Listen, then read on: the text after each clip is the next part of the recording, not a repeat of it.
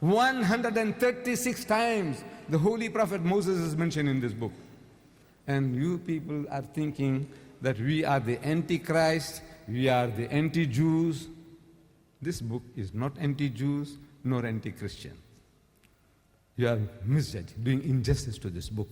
Obtain a book. Muslims and non-Muslims, you need this.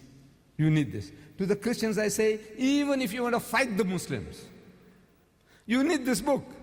Because this book will tell you now how the Muslims are thinking. So you can plan your strategies. If you know the man's book.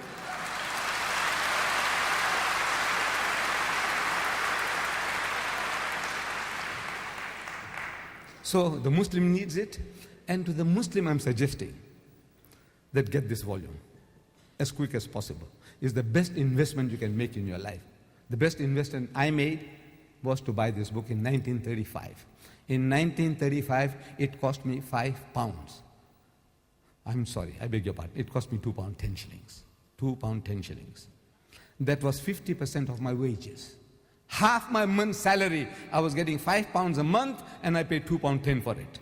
50. I have no regrets. Wallah, I have no regrets. He changed my life, and all this what I'm doing is because of reading this book. You ought to. My dear brothers and sisters, I suggest that you get this book and look up this subject, Jesus, his birth. His birth. The Qari, the reciter, he read these verses from the Holy Qur'an. And the young man, the translator, he translated it. But to make you to absorb that message, I will repeat them for you. But what I recommend is that you get this volume, look up the birth of Jesus, and memorize the verse. Memorize the verse, the ayah in Arabic. Bismillahirrahmanirrahim. وَإِذْ قَالَتِ الْمَلَائِكَةُ يَا مَرْيَمُ. With the meaning. With the meaning. It says, behold, the angel said, O Mary, inna Allah astafaki, Allah has chosen thee, wa taharaki, and purified thee, wastafaki ala nisa'il alameen, chosen thee above the women of all nations. Mary, the mother of Jesus, is described in the Qur'an as a woman chosen above the women of all nations. And I'm saying that this honor, this high honor, is not to be found given to Mary, the mother of Jesus, even in the Christian Bible, whether the Protestant version or the Roman Catholic version. I have them both. Nowhere you find anything like this. It continues. Ya Maryam uknuti li rabbiki wasjudi warka'i ma'ar-raki'in. So, O Mary, worship thy Lord devoutly, prostrate thyself and bow down in prayer with those who bow down. ذَلِكَ مِنْ أَنْبَاءِ الْغَيْبِ نُوحِيهِ إِلَيْكَ. This is part of the tidings of the things unseen which we reveal unto thee, O messenger, by inspiration. Memorize the meaning side by side. And once you have done that, the blessings, you know, every time we utter the words of the Qur'an, we are told that for every letter of the Qur'an that you utter, we get 10 sawabs, blessings. When we say Alif Lam Mim, this word, these letters, Alif Lam Mim, is not a word. Our Prophet said it's not a word. There are 3 letters. Alif, separate. Lam, separate. Mim, separate. Alif Lam Mim. That's the beginning of Surah Baqarah, the 2nd chapter. Alif Lam Mim. It says when you say Alif Lam Mim, for every letter you get 10 sawabs, blessings. When you say Bismillahir Rahmanir Rahim, in the name of Allah, most gracious, most merciful, Bismillahir Rahmanir Rahim, if you count the letters, there are 19. You get 190 sawabs, blessings. Each and every one of you are hearing it, you get 190 each. I get 190, and each and every one of you get 190. This is the one you have to do business with him, with Allah. بِغَيْرِ hisab. You don't have to keep count.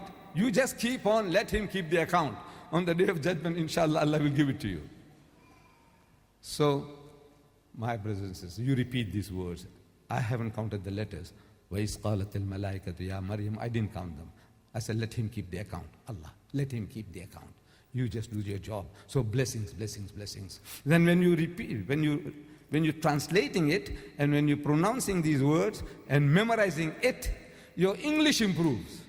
Because this is not a part of your ordinary vocabulary. Behold, see, The angel said, O Mary, God has chosen thee and purified thee, chosen thee above the women of all nations. New construction of sentences, new vocabulary, this is all yours. Blessings, blessings, blessings. And you find an opportunity for practicing this. This is an ocean of Christianity, like my country, South Africa. It's an ocean of Christianity. Whichever way we look at it as a Christian, our fellow workers, our employers, our employees, our neighbors, Christians, Christians, Christians. Now, create an opportunity. Your neighbors. I'm talking to my sisters now. Your neighbors, your Christian neighbors, wish them well. Every morning you say good morning, good afternoon, good evening. And before long, invite them home for a cup of tea. Say, come, Mary, Elizabeth, come and have tea with us. Bring the children along. And I tell you what our tea and our samosas, our tea and our bhajias can do. You can't imagine.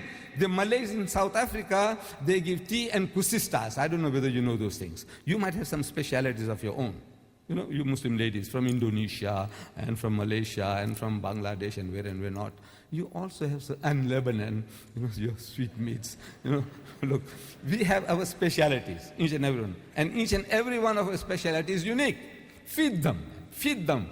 Give it to them and see how you enslave them. I tell you, my people in South Africa, with our food, we enslave the white man, the African, the colored, the other Indian, you know, because our tastes are different. Our cooking is different from the other Indian.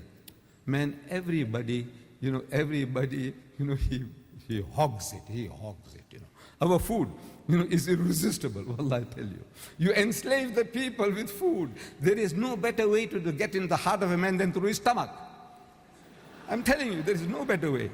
Now, I will start telling you now the experience of our Nabi Karim Sallallahu Alaihi Wasallam. This is what the example he set, but nobody talks about it. But now, I'm telling you, do this exercise.